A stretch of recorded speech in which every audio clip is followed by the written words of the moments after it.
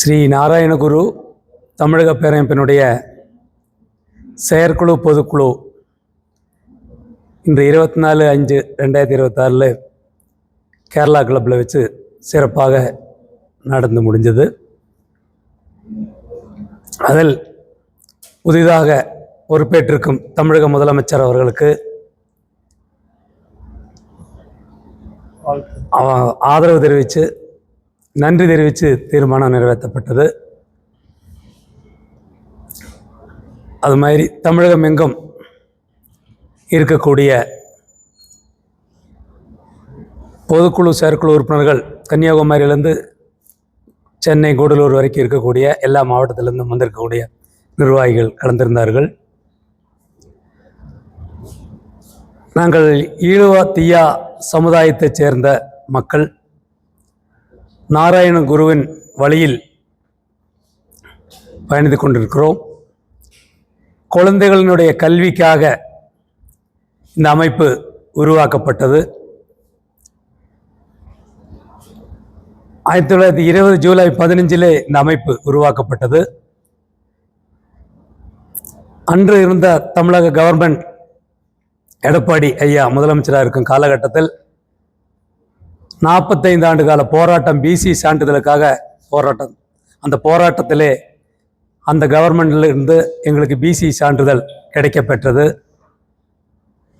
அது மிகப்பெரிய குழந்தைகளுடைய படிப்புக்கும் கல்விக்கு மிக உதவியாக இருந்தது.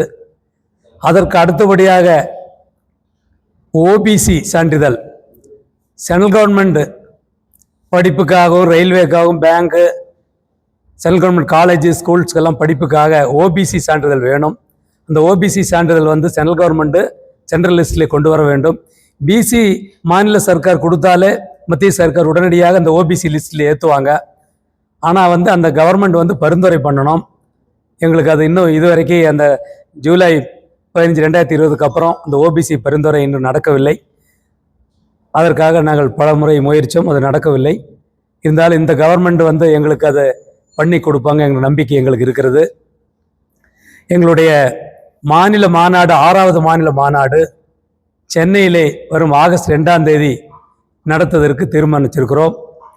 அந்த மாநாட்டில் நம்முடைய தமிழக முதலமைச்சரையும் கேரளா முதலமைச்சரையும் அழைத்து 2 பேர்த்தையும் வச்சு அந்த மாநாடு நடத்த வேண்டும் என்று தீர்மானம் பண்ணியிருக்கிறோம். நாங்கள் இந்த வாரம் போய் தமிழக முதலமைச்சரையும் அதுக்கு அடுத்தபடியாக கேரளா முதலமைச்சரையும் சந்திக்க போகின்றோம்.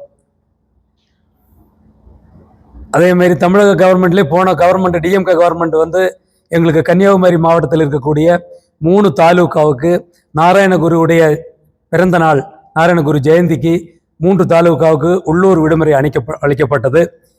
கண்டிப்பாக நாங்கள் மறுபடியும் ஆட்சிக்கு வந்தால் தமிழகம் இருக்கக்கூடிய பெரும்பான்மையாக வாழ்ந்து கொண்டிருக்கக்கூடிய கன்னியாகுமரி, கோவை, நீலகிரி, திருப்பூர், சென்னை சேர்ந்த 5 மாவட்டங்களுக்கு நாங்கள் உள்ளூர் விடுமுறை நாங்கள் அளிக்கின்றோன்னு சொல்லி தேர்தல் அறிக்கையிலே திராவிட முன்னேற்றக் கழகமும் அண்ணா திராவிட முன்னேற்றக் கழகமும் தேர்தல் அறிக்கையிலே வச்சிருந்தார்கள்.